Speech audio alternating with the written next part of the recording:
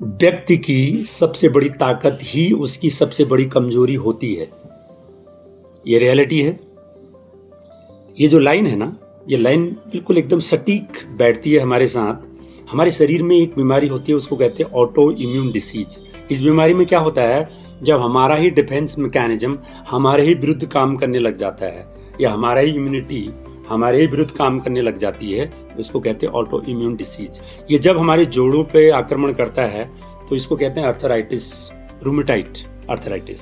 और जब ये हमारे आंतों पे आक्रमण करता है तो हम उसको कहते हैं कोलोन का अल्सर। और जब ये हमारे स्नायुओं पे आक्रमण करता है तो इसको हम कहते हैं मल्टीपल स्क्लेरोसिस। और जब ये हमारे टिश्यूज पे आक्रमण करता है, कनेक्टिव टिश्यूज होते हैं, उसको कहते हैं ल्यूपस। ऐसे ही सैकड़ों बीमारियां हैं इसी की वजह से। ये तो कुछ मैंने एग्जाम्पल ले लिए। अच्छा, ये बीमारी क्यों होती है, ये अभी तक कोई क्लैरिटी नहीं है, कोई स्पष्टता नहीं है कहीं भी। और यहां तक इस बीमारी से राहत मिल जाए परमानेंटली, इसका भी कोई जिक्र नहीं है।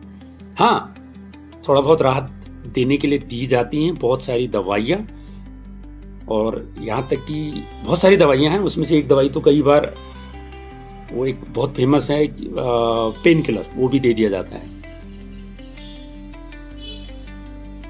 कोई क्लैरिटी नहीं है। तो फिर कैसे?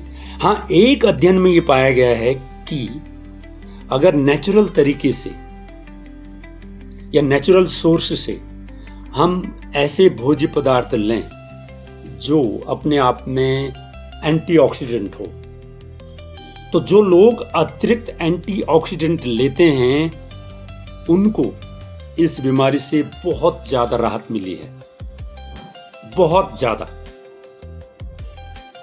तो एक आजकल जो सबसे ज्यादा प्रचलित है वह है सी बकथॉर्न जूस, जो एंटीऑक्सीडेंट है, इवन सुपर एंटीऑक्सीडेंट, जो बेहतरीन साबित हो रहा है और हो सकता है।